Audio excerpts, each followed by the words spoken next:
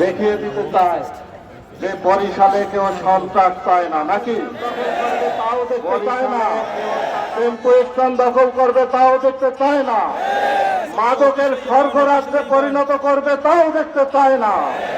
তাই আপনারা জানেন এই নির্বাচনে 3,65,00,000 জেএনজি ভোটার এখানে অন্তর্ভুক্ত হয়েছে।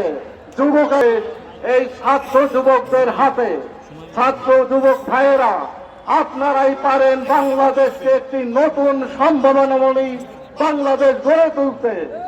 আগামী 12ই ফেব্রুয়ারি বরিশালে হাত পাখার যে জোয়ার উঠেছে, প্রতিটা কেন্দ্রে বরিশালের প্রত্যেকটা মুজাহিদ জীবন দেওয়ার জন্য আমাদের মাঝে বসে রয়েছেন ইসলামী আন্দোলন পাবে।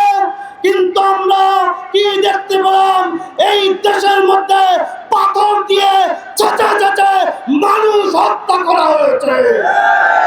আমরা একটা দলের নাম বলবো না, আজকের শতাধিক মানুষকে তাদের চাঁদাবাজির টাকা ভাগ বাটোয়ারার কারণে নিজেরা হত্যা করেছে। আসলিয়া হবে, আসলিয়া হবে, আসলিয়া হবে। মহিলারা পাবনা সহকারে বরিশালে চাকরি করতে পারবে।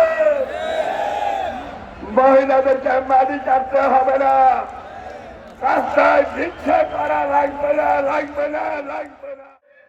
ভোটার বৃন্দ, নির্বাচন হয়, সরকার আসে, 5 বছরের জন্য একটা সরকার আসে। আর সেই 5 বছরের সরকার যদি 4 বছরই দুর্নীতিতে চ্যাম্পিয়ন হয়, এমন সরকার আমরা দেখতে চাই না। সরকার গঠন করার জন্য তারেক জিয়া স্বপ্ন দেখছে, সেই সরকারের ক্ষোভ থেকে যাবে।